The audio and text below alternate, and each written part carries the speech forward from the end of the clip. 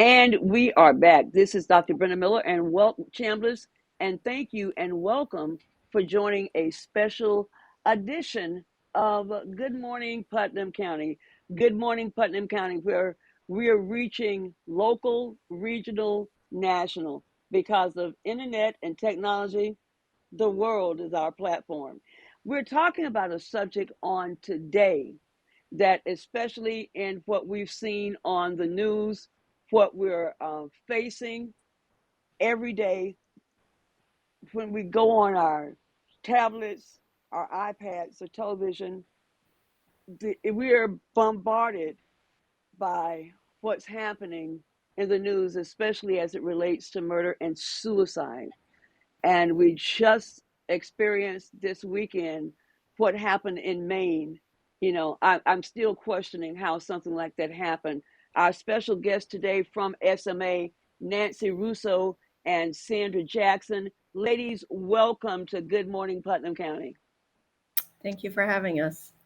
Oh, definitely. We were talking there, and like I said, I want us to just have interaction and talk.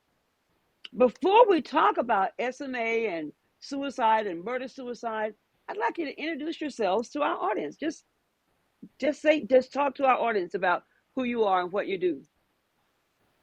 You want to go first? Okay. Well, I am Sandra Jackson, and I work at SMA Healthcare and have been working there for about 11 years, but have really been working in community behavioral health for about 25 years. Wow.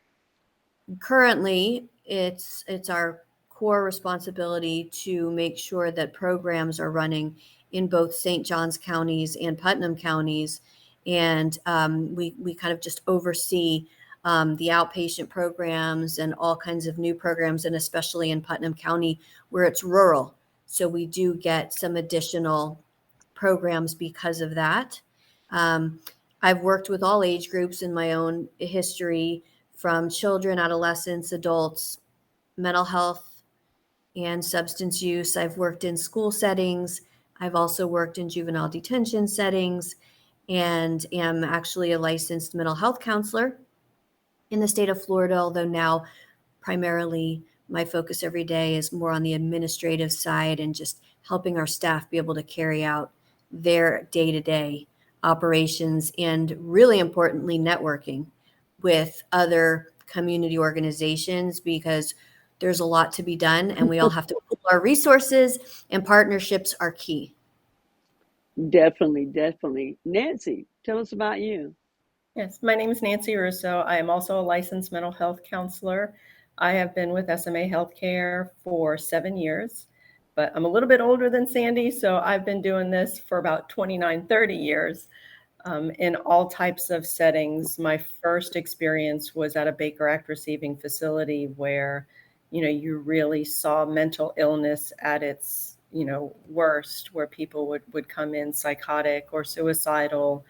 And that was definitely a great job for my first experience in mental health, because it gave me the foundation that I needed to move on and be able to understand mental illness better and be able to help serve the people better. I've also worked in different settings such as the school system, residential programs, group homes, outpatient clinics, and now, as Sandy is, I'm also in more of an administrative role with SMA, and I feel this is a good place for me because I like to make sure that the county is getting what they need, and bringing new programs and new services to the county is one of my priorities. And I'm glad you're emphasizing the county. Um, a little about myself and why we're doing what we're doing. Our son Tyler was murdered. Um, he was murdered 3 years ago. You see the nervous twitching. This is like I promised myself that I'm going to get through this. um, my son was murdered 3 years ago, and that murder is yet unsolved. Coming up, and we'll talk about that later, is his birthday is November 24th. And y'all need to stay tuned to the broadcast, because closer to the end, we're going to be talking about something that we're going to be focusing on the entire month of November, and that is surviving the holidays. Listen, I'm going to go over to a spot about SMA, and then we're going to come back and talk a little more. This is Dr. Brenda. You're watching Good Morning Putnam County.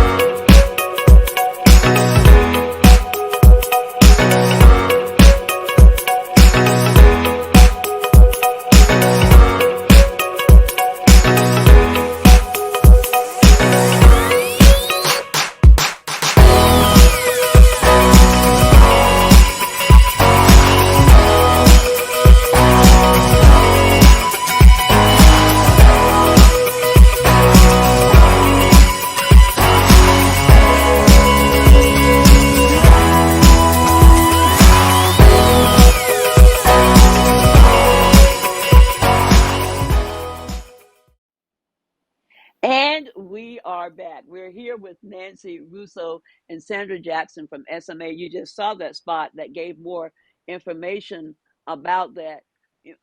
As I had said in the last clip, and those from that watch Good Morning Putnam County know, our son Tyler was murdered July 17th, 2020, yet unsolved. And that caused us to give up our beautiful home and move back to Putnam County. We'd been up in the Great Smoky Mountains. If you've not been in the Great Smoky Mountains, you would love it. We were in Murphy, North Carolina, and then on the Cherokee Nation on the resident, home of the Cherokee, North Carolina is home of the Eastern Band of Cherokee Indians, and that's where we did ministry at and there.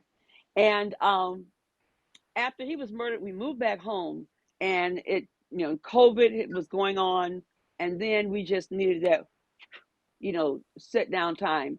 And then, so when we started the ministry back to go back live and in person, we were trying to find the right location, and we ended up in Interlochen, feeling that West Putnam and East Alachua counties were the right place, because it was not a lot going on out there as period.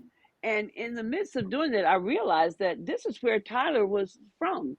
He went to Interlochen Elementary, Interlochen Price Middle School, and Interlochen High. And a lot of the foundational issues and problems that started in Interlochen.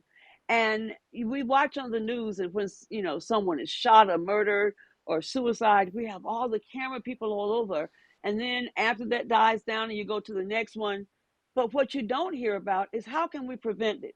And so what dropped in my heart was, if I could help one parent, one caregiver, one teacher that had that student not to have to go through suffering the loss that they do, how can I help them make positive choices and be proactive? And choices was birth. And so we service the West Putnam, East Alachua County with Choices mentoring. It's a faith-based mentor group for at-risk youth ages 6 to 17. When you said about services and things that are available, I'm in Putnam County. I'm saying it loud and clear. I have had the hardest time since we've been here.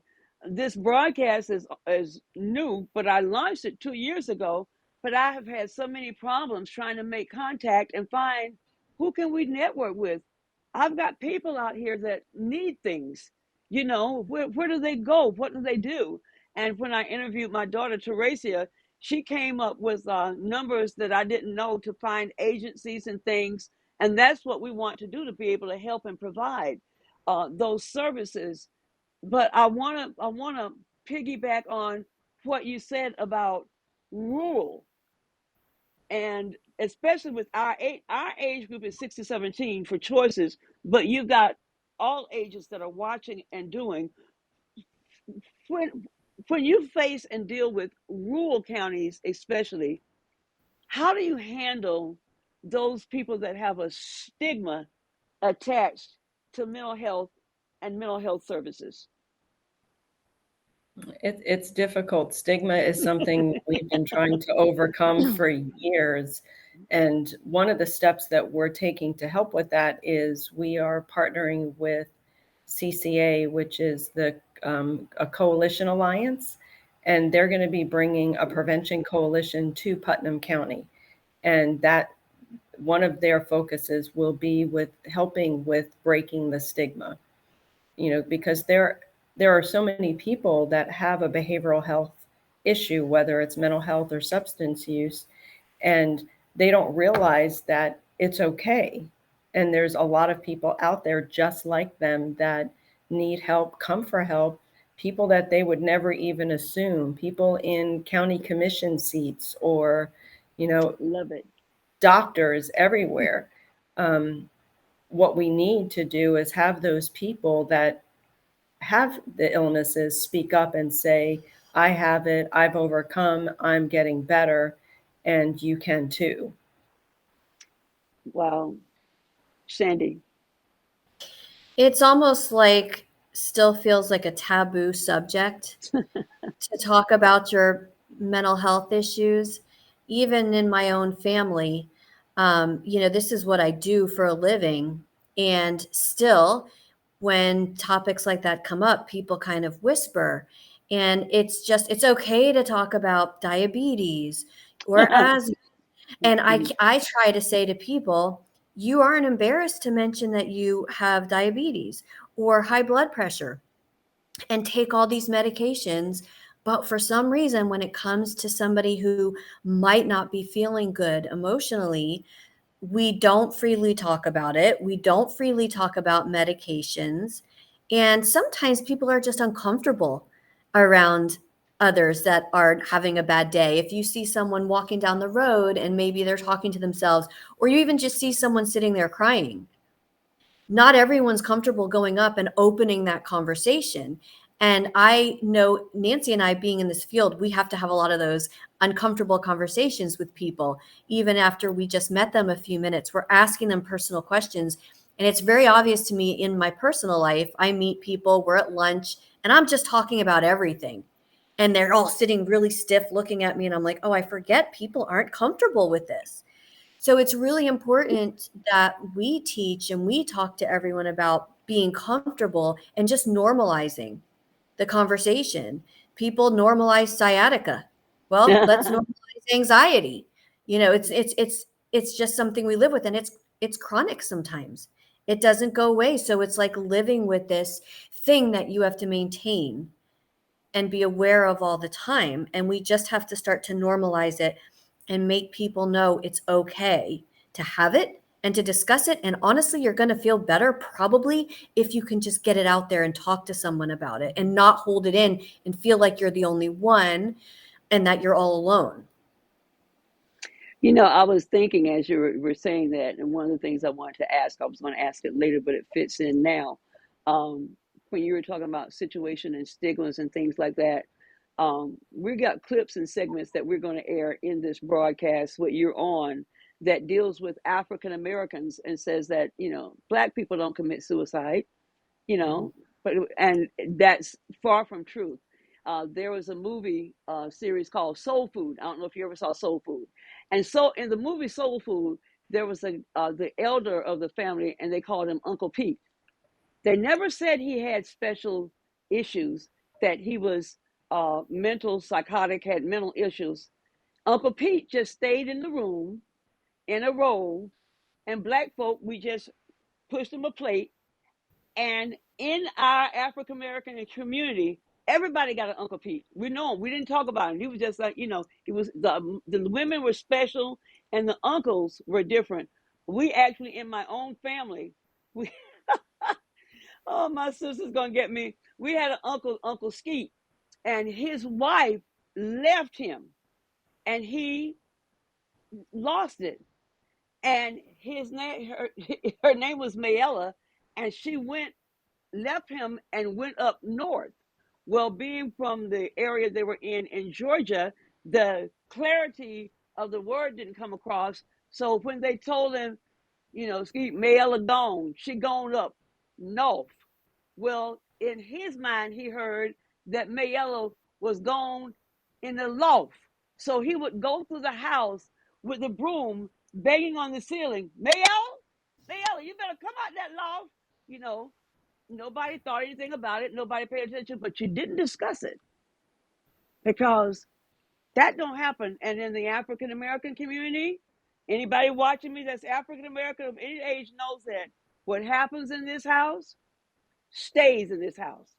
We don't tell nobody about nothing. And that's the point I wanted to get to, because I was going to ask this question. This is my definition of a person dealing with mental illness: rich, poor, black, white, Latino, brown, young, saint, sinner, people in ministry. We're talking about, I've had, even in Ocala and other areas around, and even internationally and nationally, pastors who've walked out of the pulpit ministering to their congregation, went into their offices, locked the door, and blew their brains out. And the congregation, nobody wants to talk about it. When you're dealing with issues like that, how do you guys handle the stigmas? And I can talk about African American because in case somebody didn't pick it up, I am black, so I'm qualified to talk about it that way. But, if in certain other communities, I know, Latinos, Hispanic, everybody, we've got this strong family and image. But what do you do when nobody wants to deal with it?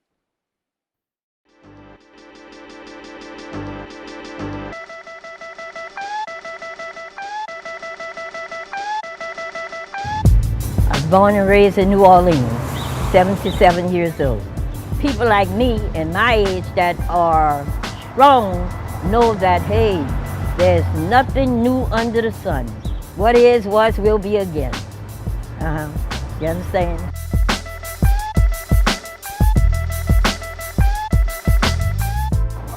Well, I know one that won't.